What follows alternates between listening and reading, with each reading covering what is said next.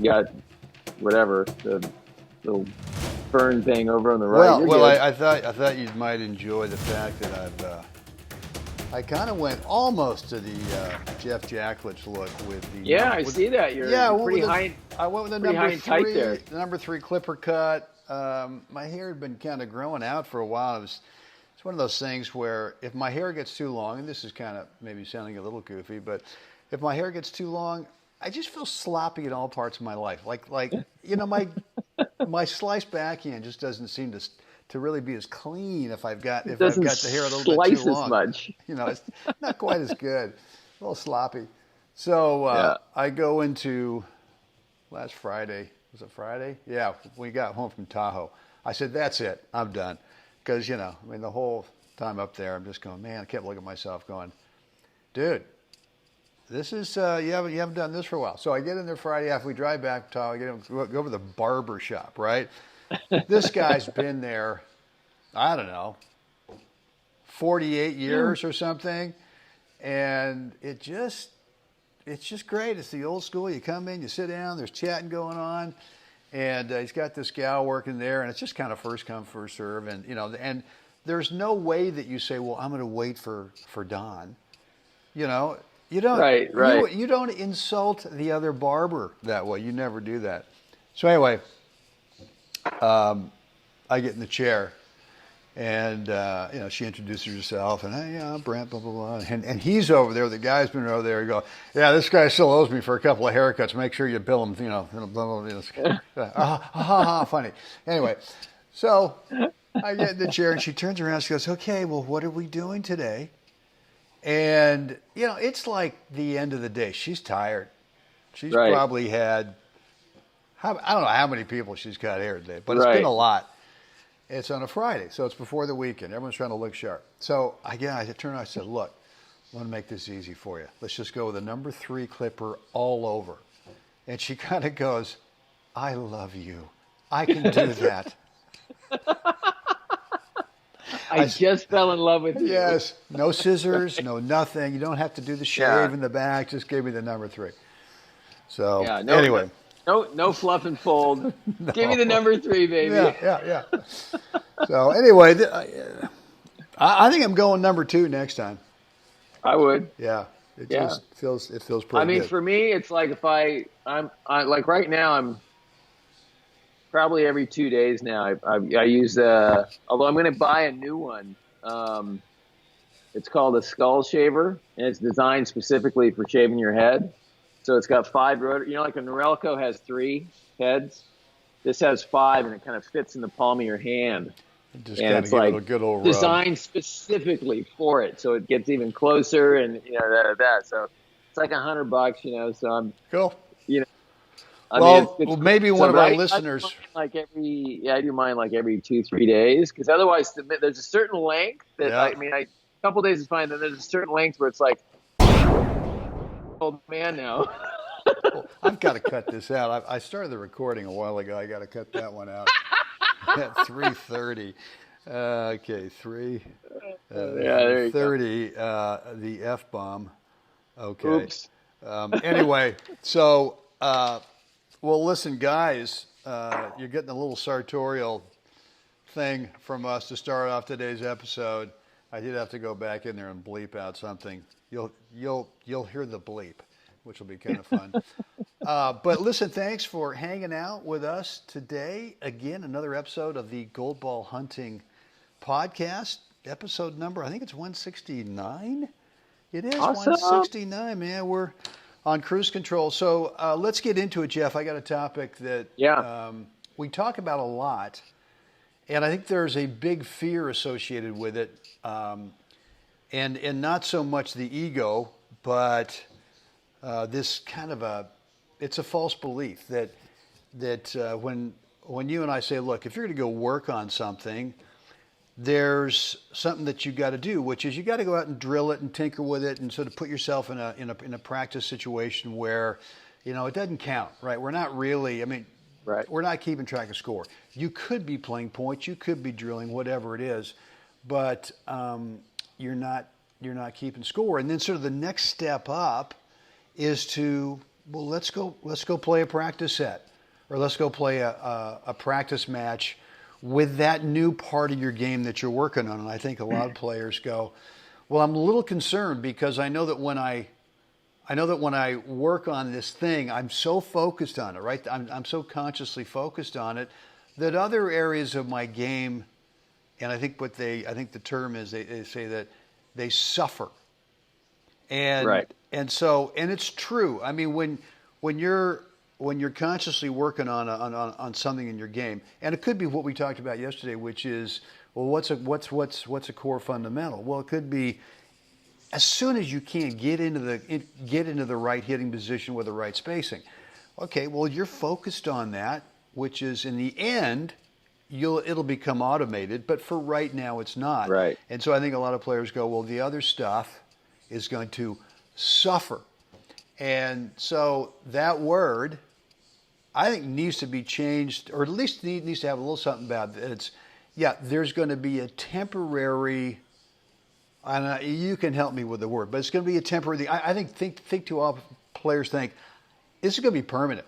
This other part of my game is going to suffer permanently, so it becomes an excuse to not really, start the process of learning, which is getting the information, which is then tinkering on the court with it, and forget about the suffer with the other part. It's just a little temporary thing until the thing you're working on gets automated. I don't know if we need to redefine the word. I think we can just get rid of the word. Yeah. And if we just understand that in any endeavor, when you start to micro focus, right? There's the broad strokes and the semi-broad strokes, and then things start to it starts to funnel down into these. Then it becomes these. I'm going to back up a space here. So yesterday, we talked about the core fundamentals, right? And just again, we went through some broad stroke stuff. So on a broad stroke, watching the ball, preparing your stroke, moving the feet, blah, blah, blah. Those are things we all know. But the moment you decide, I'm going to focus on my footwork today, we may find that we're not tracking the ball quite as much. Or we may find that my preparation's a little behind the eight ball because I'm kind of focused on, what does that mean, right? And then how does it fit into... How do the fundamentals actually fit together, right? What chicken or the egg? Which does the footwork come first, or does this come first? Does that come first, right? So, I think it's really just understanding the package that says, if you're going to focus on one detail, then that's what you're focused on. And yes, everything else is going to not suffer. It's just you're not paying attention to it. So, which means it's not going to be as accurate, or the level isn't going to be quite as comfortable or where you expect it to be. But that's just the nature of the beast. And so when you can, it's no different than when I've said this many times here on the show. And that is, when I prepare for a tournament and when I start playing sets against, practice partners, I'm really totally unconcerned with winning those sets. I start out with, let's just see if we can just start constructing some points, or just feel a little more movement today. I just want you to be active and just do that. And so I might lose the set 6-0, and I completely don't care. I just want to feel my body and feel how it's going today and what's going on. I'm starting because I'm starting this journey that's going to go like this. And I want it to crescendo when I arrive in Palm Springs at the Nationals. I want to make sure that I'm, at that place. And so that happens the first week. Okay, so what? And I walk off the court, and because I've already made the choice that I don't care about this facet of the outcome. And so then the next week is, okay, I'm going to work on point construction. Okay, so maybe I still lose, but it's 6-2, 6-3. And so that relates to, we're doing the technical work, the same thing happens. You can't be concerned with the other parts of your game when you're focused on one item. It's just that simple. And so if you can just, I'm just saying that I think that for a lot of players, that's a tough thing to trust. Your game is at such a high level that you know that if you work on something right now, that other parts of your game, right, may not be the same 8 or 9 day in and day out that it normally is, and that it might be a 6 or 7, but it's temporary. And I think trying to get players to trust that when they work on something, that the other and anything else doesn't quite work as well as it normally does, it's not gone away. You haven't lost your frickin' forehand. It's not bye-bye. So don't think that these are little spinning plates. You know, any one of your strokes, every one of your strokes is just a little spinning plate up in the air, and you're just trying to keep them all together. And if you focus on one, you know, a couple of plates might fall and break, and now you're kind of screwed. So I just want to encourage everyone, number one, yes, get out there and do the work. And it's not so much technique. It could be focus on what do you want to do with the first 2 or 3 shots of every point. It could be that you decide, you know what, I'm going to serve 100% of this set. I'm serving to the guy's body. And I'm taking whatever comes back. Even if it's a fat sitter, I'm going right back down the middle. Well, why would you take a fat sitter right back down the middle? Well, very often your opponent who gives you the short ball has to guess, are you going to that corner or are you going to this corner? And they start to take off to that corner. They start to take off to that corner before you actually make contact.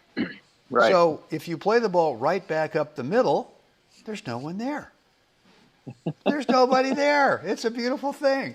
So anyway, I just want to encourage everyone, do the work, all right? Put in the time to tinker with that one thing that's not working right now, the number one thing in your game that's not working right now.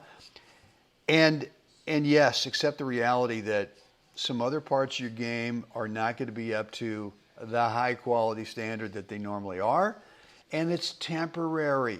It's not a permanent deal. So right. I mean, it's you know, I think everybody loves to use the term multitasking. Yeah. Personally, I find that a bunch of hooey. Because all it means is everything's working at a mediocre. Yeah. That's right. And so multitasking is texting while you're walking through the streets of New York and you step out into traffic. Yeah. Okay, you're multitasking. That's great. But guess what? You're now riding the hood of the taxi that just, because you walked out into traffic. Right. So it's a silly analogy, but listen, you go on the tennis court, you're working on a detail. So out there's no chance of getting hit by a bus. There's no chance of Yeah. And so just relax about the other things. That's really all we're saying here. It's just like, listen, just relax. They haven't gone anywhere. Just pay attention to what your goal is that day. What's your job today? My job today is to do this. I'm going to serve body and hit my first shot down the middle of the court. Just do that. And even if you can't construct the rest of the point, it's irrelevant. Can you finish that set and walk off the court and go, you know what? The last 3 service games, I actually succeeded in doing it 80% of the time. I got the body serve in. I made the first volley at the center of the court. And, God, that was awesome. So what am I working on today, and what do I want to have be the marker as whether success or failure, or whether just it got a little bit better by the end of the set. Well, look, I mean, the marker could be I didn't worry about the other stuff. Yeah. I simply did this thing, and even if I didn't do this thing all that well, at least I went out there today and I didn't worry about the temporary effect that focusing on one thing might have on other parts of my game. So, Jeffrey, good stuff, man. Listen, we did not chat about the offer that we're making. We want to get you guys on a free private 10-minute coaching call. 10 minutes, right? 600 seconds might not sound like a very long time. There's a lot we can get done. Believe me. Yeah. And plus you get to schedule the date and time that really works best for your schedule. So the way to get on that call, again, it's private, just 3 of us. It's a phone call, conference call. go over to goldballhunting.com, drop in a first name and email address. Click that button. Don't forget to do that. First name, email, click. And then you'll be presented with our online calendar scheduler, and we want you to cherry pick a date and time that works best for you. We will automatically get notified. Wow, technology, incredible. Wow. Incredible. Probably not a word in any language. Anyway. I was going to say French, but then I wasn't sure. Incroyable, I believe, is the Francais version of incredible. But anyway, Jeff, what would we like to find folks to do right now? Oh, please like us, even after the butchering of that word. Share us. Right. Subscribe. And let us know what you think down below. Guys, get out there today. Help someone else have a wonderful day. And Jeff, let's do this again tomorrow. Okay, can't wait. All right.